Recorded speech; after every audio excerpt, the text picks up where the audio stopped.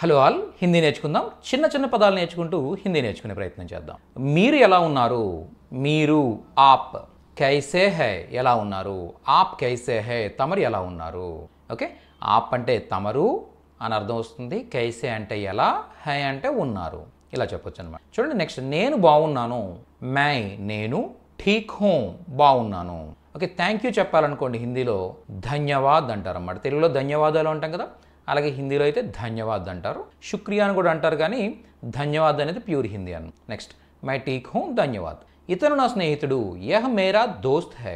Yeah ఇతడు, మేరా నా యొక్క, దోస్త్ హై స్నేహితుడు. యహ్ మేరా దోస్త్ హై ఇతను నా స్నేహితుడు. నెక్స్ట్, మిమ్మల్ని కలవడం ఆనందంగా ఉంది. మిమ్మల్ని కలవడం ఆనందంగా ఉంది. ఆప్సే మిల్కర్. ఆప్సే మిల్కర్ అంటే మిమ్మల్ని కలవడం. ఓకే, అచ్చా లగా. అచ్చా లగా బాగుంది. ఆప్సే మిల్కర్ అచ్చా లగా అంటే it's nice to meet you అనే అర్థంలో మనం తీసుకోవచ్చు. నెక్స్ట్ చూడండి, మళ్ళీ కలుద్దాం. ఫిర్ మిలేంగే. ఫిర్ మిలేంగే అంటే మళ్ళీ కలుద్దాం. ఫిర్ అంటే మరలా, మిలేంగే అంటే కలుద్దాం. ఫిర్ మిలేంగే అంటే మరలా కలుద్దాం. ఇలా చిన్న చిన్న పదాలు నేర్చుకుంటూ తెలుగు ద్వారా చక్కగా హిందీ నేర్చుకోవడానికి మన వాట్సాప్ గ్రూప్లో జాయిన్ అవ్వండి. ఫీ కేవలం 99 రూపీస్ 1 ఇయర్కి. ప్రతిరోజు ఇలా చిన్న చిన్నగా నేర్చుకుంటూ 1 ఇయర్లో మీరు చాలా నేర్చుకోబోతున్నారు.